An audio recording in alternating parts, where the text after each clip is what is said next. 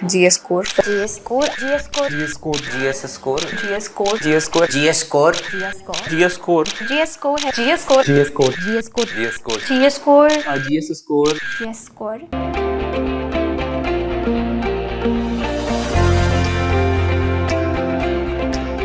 नमस्कार, मैं Vidyanshu Shekhar Jha. UPSC civil service परीक्षा 2024 में मेरी 59th रैंक आई है और मैं आईएएस में सिलेक्शन एक्सपेक्ट कर रहा हूँ। अब मैं आपको अपने प्रीलिम्स के बारे में कुछ बताना चाहूँगा कि शुरू में प्रीलिम्स से मेरा क्या अप्रोच था, क्योंकि शुरू के अप्रोच भी इतने कोई गलत नहीं थे, 1-2 नंबर से ही मेरा सिलेक्शन छूट रहा था हर बार। तो बेसिक प्रिपरेशन क्या करनी चाहिए, क्योंकि फाउंडेशन तो यहीं से क्रिएट होता है। सो शुरू के अटेम्प्ट की बातें, उसके बाद जब मैंने अपने आप को इम्प्रूव किया, जब मेरा फॉरेस्ट का भी कट ऑफ क्लियर होने लगा, तो मैंने क्या नई चीज़ें की, ये सब मैं शेयर करना चाहूँगा। तो अगर हम प्रीलिम्स पे ध्यान दें तो सबसे पहले बेसिक बुक्स यही रहेंगे। अगेन द पॉइंट इज़ कि आप कोई भी मटेरियल पढ़ो, इट डजेंट मैटर। मैं कुछ भी पढ़ूँ, आप कुछ भी पढ़ो, मैटर नहीं करता, बट आप उसको बार बार पढ़ो, एक ही मटेरियल को मल्टीपल टाइम्स पढ़ो। सारे मटेरियल उतने ही अच्छे हैं, चाहे किसी भी कोचिंग का हो, किसी भी ऑथर का हो, आप कहीं से भी पढ़ो, बहुत फ़र्क नहीं पड़ता, बट उस एक चीज़ को बार बार पढ़ लेना चाहिए। ये मैं करता था। और एक काम मैं शुरू के अटेम्प्ट में करता था कि मैं मॉक टेस्ट बहुत सारे लगाता था, मतलब अगर बोलूँ तो 80 to 90 मॉक टेस्ट मैं लगा देता था। और इतने सारे मॉक टेस्ट से ये होता था क्योंकि शुरू के अटेम्प्ट से इतनी मेरी नॉलेज नहीं थी, तो इन मॉक से मेरी नॉलेज काफ़ी ज़्यादा इन्हेंस हो गई थी और पेपर में काफ़ी अच्छे से अटेम्प्ट कर पाता था और मैं इन मॉक्स के नोट्स भी बनाता था। तो ये मेरी एक एडवाइस होगी कैंडिडेट्स को कि अगर हो सके तो आप मॉक टेस्ट देके उनके थोड़े नोट्स भी बनाओ और उनको रिवाइज़ करो, उससे काफ़ी नॉलेज इन्हेंस होती है। ये एडवाइस मैं स्पेशली उनको दूंगा जो अभी शुरू के अटेम्प्ट में, फर्स्ट सेकंड अटेम्प्ट में, क्योंकि अभी आपकी नॉलेज काफ़ी लिमिटेड है। आप एक बार लक्ष्मीकांत पढ़ोगे, आपको लगेगा अपने पॉलिटी पढ़ लिए, समझ लिए, पर जब टेस्ट बनाओगे तब आपको अपने नॉलेज में गैप्स दिखने शुरू होंगे। सो मॉक टेस्ट बहुत करो। और करंट अफेयर के लिए तो आप किसी भी कोचिंग की मटेरियल को रेफ़र कर सकते हो, वो कोई बड़ी बात नहीं है। तो मैं ये करता था। अब इस अप्रोच से मेरा ये हुआ कि मैं हर बार कट ऑफ के क्लोज आ जाता था। मैं जनरल कैटेगरी से बिलोंग करता हूँ, तो जनरल के कट ऑफ के मैं हर बार क्लोज आ जाता था, पर हर बार मेरा वही था, जैसा मैंने पहले बताया था कि पहली बार 2 नंबर से छूटा, फिर 0.67 से छूटा, फिर 1 नंबर से छूटा। तो हर बार कट ऑफ के क्लोज आने के बावजूद मैं जरा सा से मिस कर जाता था। तो जब 2022 की बात आई तो मैंने क्या चेंजेस किए अपने अप्रोच में। फाउंडेशन तो वही रह गया, जो पुरानी चीज़ें पढ़ी थी उनको ही दोबारा से पढ़ाऊँ, पर एक्स्ट्रा मैंने क्या किया कि मैं मतलब कट ऑफ से 15-20 नंबर 25 नंबर ज़्यादा ले पाया, जिससे कि मेरा फॉरेस्ट का भी कट ऑफ क्लियर होने लगा। तो यहाँ पे मैं कुछ बेसिक बातें शेयर करना चाहूँगा। मैंने सबसे पहले क्या किया कि न्यूज़पेपर को अच्छे से पढ़ना शुरू किया। पहले क्या होता था, मैं कोचिंग के मैगज़ीन पे ज़्यादा रिलाई करता था। वो ठीक है, कोचिंग के मैगज़ीन आप कर लो, पर यूपीएससी किसी स्पेसिफिक कोचिंग के मैगज़ीन से तो पेपर नहीं सेट करेगी। यूपीएससी तो करंट इवेंट को देख के सेट करेगी। तो आप न्यूज़पेपर करना शुरू कर दो। एक मेजर गलती जो मैं कर रहा था, और इस बात पे शायद मैं सबसे ज़्यादा ध्यान दिलवाना चाहूँगा स्टूडेंट्स का, एक मेजर गलती जो मेरे से पास्ट में होती थी कि मैं टेस्ट सीरीज़ तो बहुत लगा देता था, शायद 80-90 लगा देता था, जैसे मैंने पहले बताया, पर इसके चक्कर में मैं प्रीवियस ईयर क्वेश्चन नहीं कर पाता था। तो इस बार मैंने क्या किया कि टेस्ट सीरीज़ की नंबर को थोड़ा रैशनलाइज़ किया, 40-50 टेस्ट दिया, पर मैंने प्रीवियस ईयर क्वेश्चन पेपर बहुत ज़्यादा बनाए। देखो क्या है ना कि एग्ज़ाम में आपको 30-35 से ज़्यादा सवाल आते नहीं होंगे आउट ऑफ 100 वहाँ पे। सो आप कितनी भी कोशिश कर लो, बाकी 60-65-70 सवाल में आपको थोड़ा अपना खुद का दिमाग लगाना पड़ेगा कि इसमें कौन सी स्टेटमेंट रीज़नेबल है, कौन सी नहीं है, कौन सी स्टेटमेंट मिसलीडिंग लग रही है। तो ये चीज़ तब तक नहीं हो सकती जब तक आपने यूपीएससी को नहीं समझा, उसके पेपर सेटर के माइंडसेट को नहीं समझा है। तो यहाँ पे आपको प्रीवियस ईयर क्वेश्चन सबसे ज़्यादा काम आएंगे। प्रीवियस ईयर में अब क्या करना है, तो आपको प्रीवियस ईयर क्वेश्चंस में कम से कम पिछले 10 साल के क्वेश्चन का जरूर बना लेना है। तो जैसे कि अब 2025 का एग्ज़ाम आने वाला है, तो 2014 से लेकर के 2024 तक के पेपर को, ये 10-11 साल के पेपर आप कर लीजिए। इससे क्या बेनिफिट होता है और आपको इसको कैसे करना है ये मैं समझाता हूँ। आपको क्या करना है कि क्वेश्चन को उठाइए, उसको सॉल्व कीजिए, फिर उसके आंसर को समझिए कि ये किस टॉपिक से पूछा गया था, इसका सोल्यूशन क्या था, और अगर कोई बाकी के 3-4 ऑप्शन है तो उनको भी समझने की कोशिश कीजिए। सो फॉर एग्जांपल, अगर यूपीएससी ये पूछती है कि वेस्टर्न फ्लोइंग रिवर इसमें से कौन कौन से है, नर्मदा है, तापी है, गोदावरी है, गंगा है, क्या है, तो जो भी सही ऑप्शन है वो तो सही है, पर आपको गंगा गोदावरी के बारे में भी जानना है। और आपको ये समझना है कि अगर यूपीएससी ने आज वेस्टर्न फ्लोइंग रिवर पूछा है, मतलब ये इंडियन रिवर सिस्टम यूपीएससी का इंपॉर्टेंट एरिया है। तो आपको सारे रिवर्स के बारे में मेजरली पता होनी चाहिए, उनके ट्रिब्यूटरीज, उनके डायरेक्शंस, ये सारी चीज़ें पता होनी चाहिए।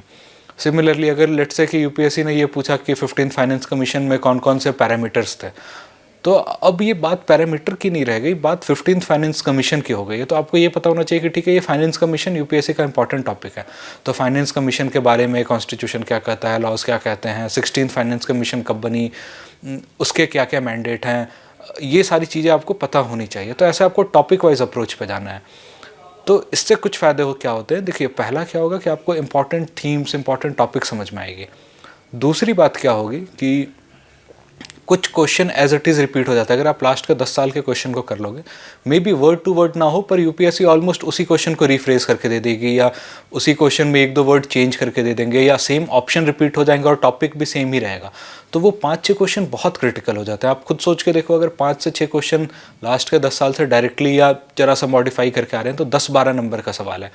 प्रीलिम्स में 10 नंबर बहुत बड़ी चीज़ होती है, बहुत बड़ी चीज़ होती है। तो यहाँ पे आप चूक नहीं कर सकते। एंशिएंट हिस्ट्री के कोई क्वेश्चन को नहीं आना चलेगा, कुछ अजीब से क्वेश्चन को नहीं आना चलेगा। कट ऑफ तो 95-100 भी नहीं जा रही है आजकल, पर अगर कोई क्वेश्चन डायरेक्टली प्रीवियस ईयर आ रहा है तो आप इनको मिस नहीं कर सकते। तो ये मेरा दूसरा चेंज था कि मैंने प्रीवियस ईयर क्वेश्चन पेपर बहुत अच्छे से किए, जो मैं पास्ट में नहीं कर रहा था। और टेस्ट सीरीज़ को थोड़ा कम किया, 30-35-40 तो फिर भी मैं दे देता था।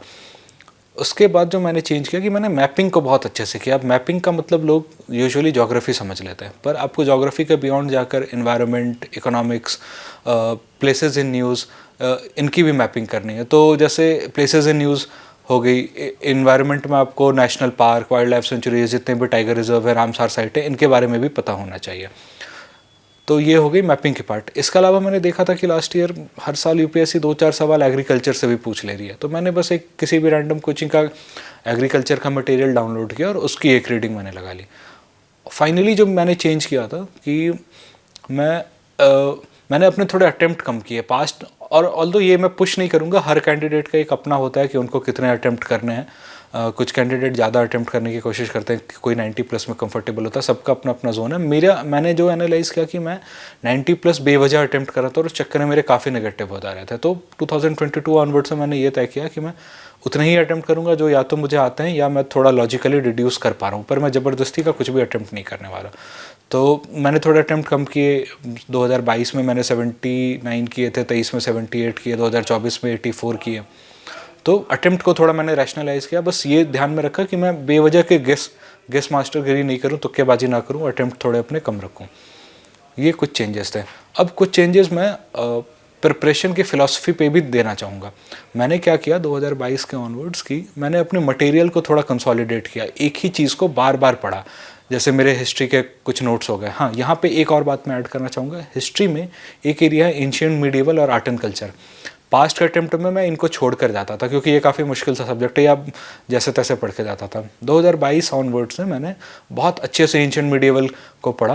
इंटरनेट पे मुझे वीडियोस मिल गए थे और कुछ तमिलनाडु मीडियम की बुक थी, उनको मैंने किया था और वहाँ से मैंने खुद के नोट्स बनाए थे एंशिएंट मिडिवल के।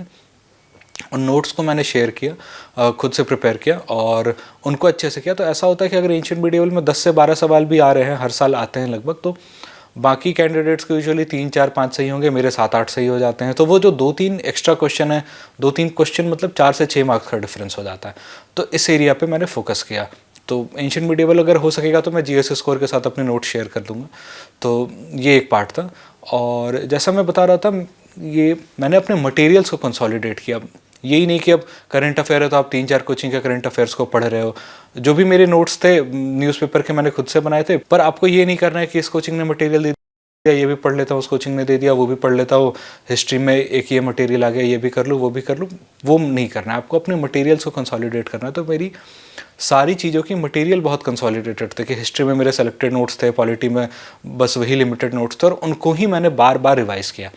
और इनफैक्ट मैं ये कैंडिडेट्स को बताना चाहूँगा कि आप ये बात समझो, ये एग्ज़ाम ऐसा नहीं है कि आप हर तरह के मटेरियल सब कुछ पढ़ लोगे तो सब कुछ हो जाएगा, तो सारे क्वेश्चन बन जाएंगे, वहाँ से आप टॉप कर जाओगे। ये गलतफहमी दिमाग से निकाल दो। इस एग्ज़ाम में ऐसा है कि बिल्कुल लिमिटेड मटेरियल को पढ़ के बार बार पढ़ना, चाहे वो प्रीलिम्स की बात हो या मेंस की बात हो। उन मटेरियल को जब आप बार बार पढ़ोगे ना, तो ऐसा होगा, चाहे वो प्रीलिम्स हो या मेंस हो, 30 to 40% क्वेश्चन आपके लिमिटेड मटेरियल से ही आएंगे। तो वो तो आप बिल्कुल शानदार आंसर लिख दोगे। अनदर 30-40% क्वेश्चन ऐसे होंगे जो उन मटेरियल से डायरेक्टली नहीं होंगे पर इनडायरेक्टली होंगे, पेरिफेरल एरिया से होंगे। तो जब आप कि कोर एरिया पे बहुत अच्छी कमांड होती है ना, तो आप पेरिफेरल में भी अच्छे आंसर लिख पाते हो। और देखो ये कॉम्पिटिटिव एग्जाम है, दूसरों का जिनका वो कोर एरिया पे भी अच्छा कमांड नहीं होगा वो थोड़ा और स्ट्रगल करेंगे। चूँकि आपकी कोर मटेरियल पे बहुत अच्छी अंडरस्टैंडिंग है तो आप पेरिफेरल एरिया में भी थोड़े अच्छे आंसर लिख पाओगे। और 10-20% क्वेश्चन टफ है, वो सबके लिए टफ है, तो ये मैटर नहीं करता है। तो अगेन ये बात सबके लिए लाजमी है, प्रीलिम्स हो मेंस हो, हर स्टेज में यही चीज़ लागू होती है कि आप मटेरियल को लिमिटेड रखो। तो जब 2022 का प्रीलिम्स था, एक तो वो स्टेज आया कि संडे को एग्ज़ाम है, सैटरडे शाम को मैं बैठा और शाम को 4 घंटे मैंने हिस्ट्री, पॉलिटी, इकोनॉमी, एनवायरनमेंट सब कुछ रिवाइज कर लिया था। मेरे मटेरियल इतने कंसोलिडेटेड थे। तो मैं यही कहूँगा कैंडिडेट से कि ये नहीं मैटर करता कि मैंने कौन सी बुक पढ़ी थी, आप कौन सी बुक पढ़ो, उसके पीछे मत भागना कि विद्यांशु सर ने जो बुक पढ़ी मैं भी वही पढ़ के जाऊँ। आप कोई भी पढ़ो, किसी भी कोचिंग की पढ़ो, पर एक ही मटेरियल को बार बार पढ़ो। आज सुबह ही मेरी बात हो रही थी मनोज झा सर से, मैं उनको यही बता रहा था कि सर मेरा तो ऐसा था कि एनवायरनमेंट के जो मेरे मटेरियल थे, जो मैंने 2019-20 में कुछ बनाए थे, उन मटेरियल्स को 21-22-23 सारे प्रीलिम्स में मैं वहीं पढ़ के गया। पर बात यहाँ तक नहीं रुकी, बीच में मैंने 2 बार इंडियन फॉरेस्ट सर्विस का इंटरव्यू दिया जो कि एनवायरनमेंट फोकस्ड ही है, उसमें भी मैं वापस से वही मटेरियल पढ़ के गया था। और जब अभी 2024 में मेरा सिविल सर्विस का इंटरव्यू था, जब मैं इंडियन फॉरेस्ट सर्विस का ट्रेनिंग ऑफिसर हूँ, मुझे ये बात पता थी कि मेरे इंटरव्यू में ऑफकोर्स मेरे से एनवायरनमेंट और फॉरेस्ट सर्विस में ही क्वेश्चन पूछे जाएंगे, और मेरी 3/4 इंटरव्यू ऑलमोस्ट फॉरेस्ट सर्विस में ही हुई। वापस से मैं वही मटेरियल पढ़ के गया एनवायरनमेंट की, जो मैंने 2018-19 के लिए प्रीलिम्स की बना रखी थी, और शायद मैं 100वीं बार उस मटेरियल को पढ़ा था, सच में शायद 100 बार पढ़ चुका हूँ। और जब बाद में 100वीं बार पढ़ रहा था तब भी मेरे को काफ़ी चीज़ें लग रही थी कि अरे ये तो मैंने पहले देखा ही नहीं था, ये बात मैं कैसे भूल गया। तो लिमिटेड चीज़ों को बार बार पढ़ना है। मैं विद्यार्थियों से ये बात बार बार अपील करूँगा, कभी नए मटेरियल पे मत भागना, कभी ये मत सोचना कि अरे मेरे पुराने मटेरियल बेकार थे, ये तो नए आ गए, अब इनको भी पढ़ लेता हूँ। किताबों का जो लोग पहाड़ जमा कर लेते हैं रूम में, इनसे कुछ नहीं होता। आप देखो ये एग्ज़ाम वो ऐसे का एक टॉपिक था, simplicity is the ultimate sophistication, UPSC ने प्रीवियस ईयर में पूछा था। ये सिंप्लिसिटी का ही एग्ज़ाम है। आपको अपने मटेरियल्स को सिंपल रखना है, कंसोलिडेट रखना है, उनको बार बार पढ़ना है। मेरे हिस्ट्री, पॉलिटी में 50-100 बार उनको पढ़ चुका हूँ। अगर मेरे को कल को भी कोई बोल दे कि फिर से प्रीलिम्स दे दो तो मैं 2 दिन में तैयार हो जाऊँ, क्योंकि मेरे वो मटेरियल 50-100 बार पढ़े हुए हैं। मैं फटाफट रिवाइज करके उनको फिर से एक बार दे सकता हूँ, ठीक है। और 2022 के प्रीलिम्स में एक चीज़ और मैंने की थी कि चूँकि मैं ऑलरेडी 3 बार प्रीलिम्स में फ़ेल हो गया था, तो लोग काफ़ी बार परेशान होते कि सर हम तो फेल हो रहे हैं, हमारा क्या होगा। तो मैंने क्या किया कि अपने इस फेलियर को अपने एडवांटेज के रूप में यूज़ किया। मैंने खुद को ये बोला कि देखो मैं हर साल तो प्रीलिम्स में फेल हो ही रहा हूँ, तो अब मेरे पास खोने को क्या है, डरने को क्या है। लाइफ तो बॉटम मोस्ट पॉइंट पे है ही, इससे नीचे तो लाइफ गर्त में जा नहीं सकती है।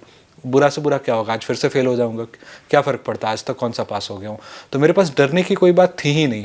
तो मैंने अपने फेलियर को पॉजिटिव वे में यूज़ किया। और उस एग्ज़ाम के दिन जब मैंने पेपर अटेम्प्ट करना शुरू किया, पहले 5 क्वेश्चन मेरे से लाइन से नहीं बने, एक भी नहीं बना पहले 5 में।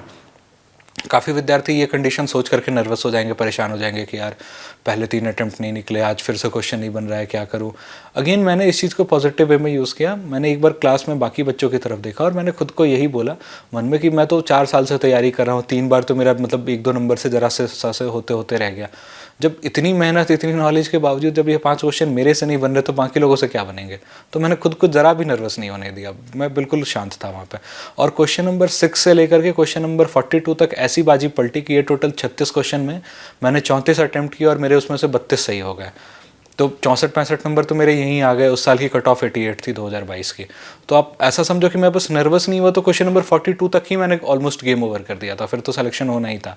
2022 में सीएसई की कट ऑफ 88 गई थी, इंडियन फॉरेस्ट सर्विस की 103 गई थी, मेरे कुछ 120 के आसपास बन रहे थे। तो आप इस बात को समझो कि नर्वस नहीं होना, पॉजिटिव एटीट्यूड रखना, ये कितना महत्वपूर्ण है। और ये ऐसा ही एग्ज़ाम है कि आपको काफ़ी लंबा संघर्ष करना पड़ता है, आप उसके लिए मेंटली तैयार हो। 1 अटेम्प्ट में हो जाए, 2 अटेम्प्ट में हो जाए, भगवान करे हो जाए, पर ये इतना आसान नहीं है। तो उस लंबे गेम के लिए थोड़ा तैयार रहो आप। अब प्रीलिम्स की जहाँ तक बात हो गई है तो मैं अब मेंस की चर्चा करना चाहूँगा।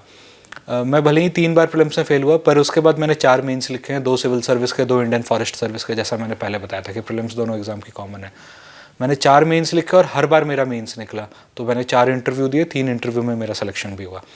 तो मेंस की मेरी स्ट्रैटेजी काफ़ी सिंपल थी। काफ़ी लोगों को काफ़ी ज़्यादा परेशानी होगी, तो अगेन मैं वही बात बोलूँगा, simplicity is the ultimate sophistication. थोड़ा सिंपल सा स्ट्रैटेजी रखो। बेवजह अगर आप बहुत कॉम्प्लेक्स स्ट्रैटेजी बनाओगे तो फंसोगे मेंस में। मेंस में मेरी बहुत सिंपल स्ट्रैटेजी थी। मैंने क्या किया था कि जब पास्ट के भी अटेम्प्ट मेरे प्री क्लियर नहीं हो रहे थे, तो चूँकि हर बार मैं बॉर्डर लाइन पे ही रहता था, 1-2 नंबर से ही फेल हो रहा था, तो मैं हर साल मेंस की टेस्ट सीरीज़ में इनरोल करता था और हर साल मैं मेंस के आंसर लिखता था। तो इससे क्या हुआ कि मैंने मेंस का आंसर लिखना सीख लिया, मेरा एक बार सिलेबस का ठीक ठाक कवरेज हो गया, मुझे इस बात समझ में आ गई। तो ऑल्दो पास्ट का अटेम्प्ट मेरा प्री नहीं क्लियर हुआ, पर मुझे मेंस लिखने की स्किल आ गई थी उस टाइम पे। तो बाकी कैंडिडेट से भी मैं यही रिक्वेस्ट करूंगा कि अगर आप सीरियसली प्रिपेयर कर रहे हो और अगर इस साल प्रीलिम्स नहीं भी निकलता तो आप मेंस के लिए एनरोल कर लो और लिखना शुरू कर दो। आइडिया ये है कि अगर अगले साल प्री निकले तो उस टाइम ऐसा नहीं होना चाहिए कि अब आप पहली बार मेंस की तैयारी के लिए बैठे हो। ठीक है, ये पहली बात हुई। अब क्या हुआ कि 2022 में जब मेरा पहला बार मेंस निकला तो ठीक है, मैंने पहले तो टेस्ट सीरीज लिखे थे पर कभी ढंग से प्री तो एक्चुअल में कभी निकला नहीं था। तो मेरे पास कुछ कुछ एरियाज के मेरे पास नोट्स थे। तो यही आइडिया कि आप किसी भी सोर्स से उठा करके अपने नोट्स को गैदर कर लो जो पूरे सिलेबस को कवर करता हूँ। ये पहली बात। दूसरी बात, मेंस में चाहे कुछ भी क्वेश्चन आए, आपको क्वेश्चन को देखकर हताश नहीं होना है। आपको क्वेश्चन को 3 से 4 सब हेडिंग में ब्रेक कर लेना है। ठीक है, तो लेट अस से कि यूपीएससी ये क्वेश्चन पूछती है कि क्लाइमेट चेंज का इम्पैक्ट इमर्जिंग इकोनॉमीज पे बहुत ज़्यादा होगा, explain this statement in light of COP26। तो अब आप क्या करो कि इस क्वेश्चन को देख के मत परेशान हो कि क्या पूछ दिया कैसे, पहले ये मेंशन करो कि क्लाइमेट चेंज क्या होता है, चाहो तो आप डेफिनेशन में डाल दो। अब उसके बाद चूंकि क्वेश्चन ये पूछा गया कि क्लाइमेट चेंज का इम्पैक्ट डेवलपिंग कंट्रीज पर ज़्यादा होगा, explain this in light of COP26। तो पहला आप क्या करो ना, इस क्वेश्चन को आप 3 से 4 सब हेडिंग में ब्रेक करो जैसे मैंने बताया। तो सबसे पहले आप impact of climate change on developing countries, ये पहली सब हेडिंग होनी चाहिए। दूसरी सब हेडिंग होनी चाहिए कि COP26 में क्या क्या हुआ है, कौन कौन से मेजर बातें हुई, कौन कौन से मेजर आउटकम हुआ। और उसके बाद अगला बताओ कि थर्ड सब हेडिंग ये होनी चाहिए कि इनका इंडिया पे क्या इम्पैक्ट पड़ेगा, क्योंकि COP26 लेटेस्ट है कि ये शॉर्टफॉल हो रही है। और फिर फाइनल सब हेडिंग होनी चाहिए कि इंडिया के लिए वे हेड क्या होना चाहिए। तो आप देखो कि एक क्वेश्चन था, आपने उसको 3 से 4 पार्ट में ब्रेक कर दिया, तो आपके लिए भी लाइफ ईजी हो गई, एग्जामिनर के लिए भी लाइफ ईजी हो गई। और मैं क्या करता था, इन 3 से 4 सब हेडिंग को मैं अच्छे से एक रेक्टेंगुलर बॉक्स में बना करके क्वेश्चन पेपर में लिख देता था। तो इससे क्या होता है कि एग्जामिनर को भी हर पार्ट दिख रही है कि देखो स्टूडेंट ने हर पार्ट को एड्रेस किया है। अब आपको क्या करना है, हर पार्ट के नीचे 3 से 4 पॉइंट लिखने हैं, बस इतने ही लिखना है। तो अब पहला जैसे हमारी सब हेडिंग थी कि क्लाइमेट चेंज का डेवलपिंग कंट्री पे ज़्यादा इंपैक्ट क्यों पड़ेगा। अब इसमें आराम से आप 3 से 4 पॉइंट लिख दो। फॉर एग्जांपल आप इंडिया को ही देख लो। India for example has like 16% of world's population but only let's say कि 2% of world's water resources। तो इंडिया पे बहुत ज़्यादा इम्पैक्ट है। वैसे ही क्लाइमेट चेंज वल्नरेबिलिटी इंडेक्स में India 7th most impacted country है। तो बस ऐसे आप 3-4 पॉइंट लिख दो, हो गई बात। उसके बाद COP26 में क्या इनिशिएटिव लगे, तो 3-4 पॉइंट लिख दो। अगेन इतने तो आपको पता ही है, करंट अफेयर में पढ़ा होगा, 3 से 4 पॉइंट तो लिख देंगे। इंडिया पे क्या इम्पैक्ट पड़ेगा, अगेन आप लिख दो कि वो जो भी क्लाइमेट फाइनेंस है वो ठीक से वो अग्री नहीं हो पा रहा है। डेवलपिंग कंट्रीज़ ने $300 बिलियन पर बोला है, पर वो भी अभी तक मोबिलाइज नहीं हो रहा है। जो मैक्सिमम फंड आ रहे हैं वो डेट के फॉर्म में आ रहे हैं, इक्विटी के फॉर्म में नहीं आ रहे, या लेट्स से कि डायरेक्टली कंट्रीज़ कंट्रीब्यूट नहीं करना चाह रही हैं वगैरह वगैरह। तो आप आराम से 3 से 4 पॉइंट लिख सकते हो। तो टोटल अगर आपने 3 से 4 सब हेडिंग दिए, सबके अंदर 3 से 4 पॉइंट लिख दिए, कोशिश करो कि इसमें 50% पॉइंट्स के अंदर आप उसको एग्जाम्पल से सब्सटेंशिएट करो। ठीक है, और हमारा फिर ये हो गया। और लास्ट बात आता है कंक्लूजन। तो कंक्लूजन में कुछ नहीं, तो आप बस एक उस टॉपिक का रिलेवेंस लिख दो यहाँ पे। तो जैसे रिलेवेंस में हम वापस से यही बात लिख सकते हैं कि लेट्स से कि क्लाइमेट चेंज वल्नरेबिलिटी इंडेक्स में इंडिया 7th पोजीशन पे है। तो even though India has done a good work in climate resilience, but फिर भी चूंकि हमारी इतनी बड़ी आबादी है तो इंडिया के लिए बहुत इंपेरेटिव हो जाता है कि हम क्लाइमेट चेंज को सीरियसली लें। तो चाहे कोई भी टॉपिक हो जीएस का, अगर आपको कंक्लूजन नहीं समझ में आ रहा है, आप रिलेवेंस लिख दो। इंट्रोडक्शन नहीं समझ में आ रहा है, कोई डेफिनेशन लिख दो, कोई उसके बारे में लिख दो, कोई रिपोर्ट लिख दो, कोई फैक्ट लिख दो, ये सब आप कर सकते हो। ठीक है, तो बस यही करना है। सेकंड काम जो था, अगला काम ये मैं बोलूँगा कि टाइम मैनेजमेंट का। मैंने 4 मेंस लिखे हैं। हर मेंस में इतने सारे पेपर होते हैं। सिविल सर्विस में 9 पेपर होते हैं, फॉरेस्ट सर्विस में 6 पेपर होते हैं। आज तक मेरा कभी भी किसी भी पेपर में, किसी भी मेंस में एक सिंगल पेपर में कोई भी क्वेश्चन नहीं छूटा। हर बार सारे पेपर में मैंने सारे क्वेश्चन कंप्लीट किए। तो अगली बात आती है टाइम मैनेजमेंट की। टाइम मैनेजमेंट कैसे करना है, तो मैं क्या करता था, मैं क्वेश्चन नंबर 11 से शुरू करता था, जो अपने जीएस का 15 मार्कर होता है। क्वेश्चन नंबर 11 से क्वेश्चन नंबर 20 15 मार्कर होता है। यहाँ पर आपको 10 मिनट ईच देना है हर क्वेश्चन में। ठीक है, और चूंकि मैं सब हेडिंग और पॉइंट वाइज फॉर्मेट में लिखता था, तो मैं घड़ी सामने अपनी खड़ी कर लेता था, रिस्ट वॉच, और मैं तिरछी नज़रों से देखता रहता था कि क्या टाइम हो रहा है। चूँकि 10 मिनट है तो वो बड़ा वाला कांटा 2 यूनिट जाना चाहिए।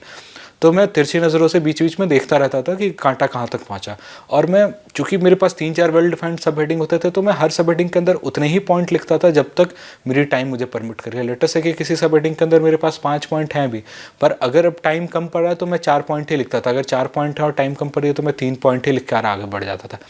पेपर फिनिश करना is far more important than writing exceptional answer everywhere. देखो एक बात समझो कि mains is not about writing exceptional answer, किसी को नहीं आते सारी चीज़ें, आपको बस दूसरों से थोड़ा सा कम ख़राब लिखना है। तो उसकी पहली बात ये थी कि आप सिलेबस को ढंग से कवर कर लो अलग अलग सोर्सेज यूज़ करके। सेकंड बात ये थी कि आप सब हेडिंग कर लो, और थर्ड चीज़ ये थी टाइम मैनेजमेंट। तो ऐसे में 15 मार्कर को मैं 10 मिनट देता था। अगली बात आई 10 मिनट दिया, और फिर आप 10 मार्कर पे जाओ, उसको मैं 7 मिनट ईच देता था। 10 मार्कर में मैं 2 से 3 सब हेडिंग देता था, और अगेन हर सब हेडिंग के अंदर नंबर ऑफ पॉइंट एग्जाम्पल का वही मेरा सेम रेशियो था कि 2 से 4 पॉइंट लिखने हैं, कम से कम 50% पॉइंट में कोई ना कोई एग्जाम्पल देने हैं, और इंट्रोडक्शन कंक्लूजन का भी सेम है। एक बात और मैं बहुत इंपॉर्टेंट कैंडिडेट्स को बोलना चाहूँगा, और आज मैं और झा सर यही आपस में डिस्कस कर रहे थे कि आजकल काफ़ी ये माहौल फैल गया है कि फ्लो चार्ट बना दो, डायग्राम बना दो। अरे यार, यूपीएससी आपको इस बात पे मार्क्स देगी कि आपने टॉपिक जो सवाल का डिमांड था आपने उसको एड्रेस किया है कि नहीं। फ्लो चार्ट और डायग्राम वो सब सेकेंडरी टर्शरी चीज़ें हैं, आप क्वेश्चन के डिमांड को एड्रेस करो। और इस डिमांड का सबसे बड़ा पॉइंट ये है कि वही आप 2-4 उसको सब हेडिंग में ब्रेक कर दो, ताकि आपके लिए भी सहूलियत हो कि मैं किन किन पार्ट्स को एड्रेस करूँगा, और उसके नीचे पॉइंट वाइज फॉर्मेट में लिख दो। और मैं इसकी नंबरिंग कर देता था 1 2 3 4 ऐसा करके। तो इस पे जाओ, ज़्यादा ध्यान इन बातों पे मत दो कि मैं फ्लो चार्ट बना दूंगा, मैं कुछ और बना दूंगा, मैं गोल गोल डायग्राम बना दूंगा, इससे मेरे बहुत नंबर आ जाएंगे। यूपीएससी आपके क्वेश्चन के डिमांड पे आपको मार्क्स देती है, फ्लो चार्ट पे मार्क्स नहीं देती है। मैंने पूरे एग्जाम में डायग्राम बस ज्योग्राफी में ही मोस्टली बनाया, अदरवाइज़ नहीं बनाया। फ्लो चार्ट मैंने कहीं नहीं बनाया, ऑलमोस्ट किसी मेंस में नहीं बनाया, पर मैंने क्वेश्चन के डिमांड को हर जगह पर एड्रेस किया था। तो ये करना है। एक और इम्पॉर्टेंट बात मैं मेंस के रिगार्डिंग बताना चाहूँगा, जो 2 चीज़ें मैंने की थी। एक कि आप प्रीलिम्स और मेंस के बीच में जो 3-4 महीने का गैप होता है, उसमें आप काफ़ी सारे एडिटोरियल पढ़ने की कोशिश करो कि 2 से 3 न्यूज़पेपर के एडिटोरियल पढ़ो। और यहाँ इस बात का ध्यान रहे, मैं न्यूज़पेपर पढ़ने की बात नहीं कर रहा। अगर एक न्यूज़पेपर को करने में आपको 1 घंटा लगता है तो आप 3 से 4 घंटे पेपर पे अफोर्ड नहीं कर सकते मेंस का टाइम। मैं बोल रहा हूँ 3 से 4 न्यूज़पेपर के एडिटोरियल को करना है। उस एडिटोरियल से क्या होगा ना, आपको बहुत अच्छे अच्छे डेटा मिल जाएंगे। और सारे एडिटोरियल नहीं करने, बस वही करने जो हमारे लिए रिलेवेंट है एग्जाम में सिलेबस के हिसाब से। तो एडिटोरियल्स आपको बहुत अच्छी डेटा मिलेगी, बहुत अच्छी इन्फॉर्मेशन मिलेगी, कुछ रिपोर्ट्स मिल जाएंगे, कुछ हिस्टोरिकल फैक्ट मिल जाएगा, कुछ गवर्नमेंट के इनिशिएटिव मिल जाएंगे, जो कि आपके आंसर को बहुत यूनिक बनाएंगे। तो मैं क्या करता था कि मैंने एडिटोरियल से काफ़ी बातें एक्सट्रैक्ट कर ली थी, सिलेबस वाइज लिख लिया था, तो वो मेरे आंसर थोड़े यूनिक हो जा रहे थे।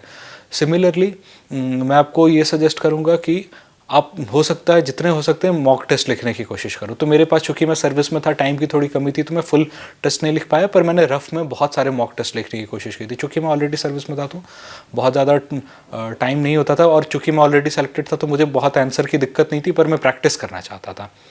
तो ये रही मेरी मेंस की स्ट्रैटेजी। अब मैं फाइनली इंटरव्यू के पार्ट पे आना चाहूँगा, और यहाँ मैं कैंडिडेट्स को बस यही बोलूँगा कि देखो, ये पर्सनैलिटी टेस्ट है, ये इंटरव्यू नहीं है। ये इंटरव्यू मिसनोमर वर्ड है। एक यूपीएससी के सिलेबस में इसका नाम पर्सनैलिटी टेस्ट लिखा हुआ है। एक बात हमेशा समझ लो कि यूपीएससी में वो आपके नॉलेज को नहीं चेक कर रहे हैं पर्सनैलिटी टेस्ट का टाइम, क्योंकि आपकी नॉलेज ऑलरेडी प्रीलिम्स मेंस में चेक हो चुकी है, पहली बात। दूसरी बात, जिन लोगों के सामने आप बैठे हुए वो बहुत लर्नड लोग हैं, इस देश के one of the finest bureaucrats रहे हैं, और उन्होंने आज से 30-35 साल पहले इस एग्ज़ाम को क्लियर किया। तो आप बहुत ही छोटे से इंसान हो उनके सामने। तो आप अगर ये सोचोगे भी कि मैं बहुत अच्छे आंसर देकर इनको इम्प्रेस कर दूँ, तो वो नहीं होने जा रहा है। वो आपकी पर्सनैलिटी को देख रहे हैं। वो आपकी आंसर एक जगह है, पर आपकी आंसर से आपकी पर्सनैलिटी कैसे रिफ्लेक्ट होती है, इस बात पे मार्क्स मिलेगा आपको। तो ये कैसे करना है, तो जो मैंने स्ट्रेटजी अपनाई थी कि मैं ज़्यादा से ज़्यादा मॉक इंटरव्यूज़ देने की कोशिश करता था, और हर मॉक इंटरव्यू में मेरा एक ही गोल होता था कि मैं हर मॉक इंटरव्यू में पहले से ज़्यादा काम एंड कॉन्फिडेंट रहूँ, रिलैक्स्ड रहूँ, क्वेश्चन को ध्यान से सुनूँ, जो पूछा गया वो थोड़ा क्वेश्चन सुनने के बाद 2-4 सेकंड पॉज ले लूँ, थोड़ा दिमाग में सोच लूँ कि क्या बोलना चाहिए, और उस आंसर को बहुत स्ट्रक्चर्ड वे में बोलूँ। उसके बाद आपको मन में ये बात एकदम रख लेनी है कि आप एज ए स्टूडेंट बहुत फॉर्चुनेट हो कि आप आज यहाँ पे आए हो, इतने बड़े लोगों से बातें कर रहे हो। तो आपके मन में वही आदर की भावना होनी चाहिए उनके प्रति। आप उनके बातों को ध्यान से सुनो, हम्बल होके बोलो, सॉफ्ट होके बोलो, but at the same time confident रहो वहाँ पे। अगर आप नर्वस होगे, घबराओगे, तो वो एक सिविल सर्वेंट की क्वालिटी नहीं है। मैं ये इमेजिन करके चलता था कि मैं एक डीएम लेवल का अधिकारी हूँ और मेरे सामने सेक्रेटरी लेवल के अधिकारी बैठे हुए हैं और उनसे ही मेरी इंटरेक्शन है। तो एज अ डीएम मुझे कॉन्फिडेंट भी रहना है, बट चूँकि सेक्रेटरी हैं, बहुत लर्नड लोग हैं, तो हम्बल भी रहना है। कभी अपनी नॉलेज शो ऑफ नहीं करनी है, जो पूछा गया वही बताना है, पूरे टाइम मुस्कुराते रहो, यही करना है। अब मैं इंटरव्यू के बाद बस कुछ जनरल बातें कैंडिडेट्स को ये बोलना चाहूँगा ओवरऑल कि आप इस एग्ज़ाम की तैयारी में अगर आए हो तो आप तभी आओ जब आपका मन लगता हो तैयारी में। एक इंग्लिश में कहावत है, love what you do and you don't have to work for one single day. मेरे साथ क्या थी कि मेरी हॉबीज़ ही थी डिफेंस के बारे में पढ़ना, इकोनॉमिक्स के बारे में पढ़ना, टेक्नोलॉजी, इंटरनेशनल रिलेशन, यही मेरी हॉबीज़ थी। अभी भी अगर मैं आपको अपना डैफ दिखा सकता तो मेरी डैफ में हॉबीज़ ही मैंने यही मेंशन की हुई थी कि reading about Indian defence, following international media. तो मैं अपना हॉबीज़ को ही परसू कर रहा था। इस एग्ज़ाम का बहुत बड़ा सिलेबस मेरे इंटरेस्ट से ओवरलैप करता था। तो जब मैंने 2022 में पहला भी मेंस लिखा तो मुझे बहुत ज़्यादा मेहनत नहीं करनी पड़ी, क्योंकि बहुत सारा सिलेबस, बहुत सारे एरियाज़ तो ऐसे थे जो मैं बचपन से पढ़ रहा था। तो काफ़ी सारे आंसर मैंने अपने दिल से लिखे थे, जिसमें मुझे ऐसा कोई बहुत रिगरस पढ़ाई करने की ज़रूरत नहीं थी। दूसरी बात क्या थी कि मुझे डिस्क्रिप्टिव आंसर राइटिंग बहुत पसंद थी। आप लंबे लंबे आंसर मेरे से जितने लिखवा लो मैं लिख लूँगा किसी भी सब्जेक्ट में।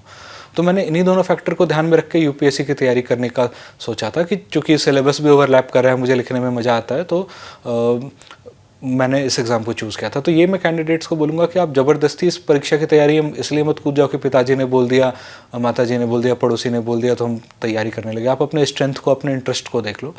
और ये एग्ज़ाम थोड़ा लंबा एग्ज़ाम है, 2 साल, 3 साल, 4 साल तो लग ही जाते हैं। तो उतने सालों तक आपके अंदर पेशेंस होना चाहिए।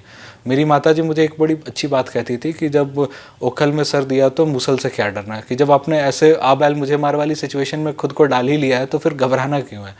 तो आप घबराए ना। और फाइनली मैं ये बोलूँगा, जब इस बार भी मैं इंटरव्यू देने गया था तो मैंने चेयरपर्सन सर को ये बोला कि सर, लास्ट में उन्होंने मेरे से पूछा कि अगर आप कुछ बोलना चाहो, तो लास्ट में मैंने सर को ये बोला था कि सर, मैं इस इंस्टीट्यूशन के प्रति बहुत ग्रेटफुल हूँ कि इतने सालों की तैयारी के बाद मैं एक बहुत लर्नड इंसान बन पाया। इस एग्ज़ाम की इस जर्नी ने मुझे करेज सिखाई, परसीवरेंस सिखाई, ह्यूमिलिटी सिखाई। इस देश के जो फाइनेस्ट स्टूडेंट हैं आज वो मेरे बैचमेट हैं, मेरे फ्रेंड हैं। तो मैं इस इंस्टीट्यूशन के प्रति हमेशा ग्रेटफुल रहूँगा। तो आप मन में ये पॉजिटिव बातें रखो, ये बर्डन मत कैरी करना कि यार मेरा सिलेक्शन नहीं हो रहा है, कब होगा, क्या होगा। ये सफ़र तो सबको करना है, ये मुश्किल सबको आते हैं, पर मन में ग्रेटफुल रहना कि जब आप इस एग्ज़ाम की तैयारी कर रहे हो तो आप बहुत अच्छे, बहुत लर्नड इंसान बन के निकलोगे और अल्टीमेटली आप बहुत अच्छे लोगों से मिलोगे। तो उस प्रोसेस को एंजॉय कर रहा हो, उसको एज अ बर्डन मत लेना, काफ़ी सालों की प्रोसेस है। इसके साथ ही मैं जीएसए स्कोर का फिर से शुक्रिया अदा करना चाहूँगा इस मौके के लिए, और सभी विद्यार्थियों को मेरी शुभकामनाएं। धन्यवाद।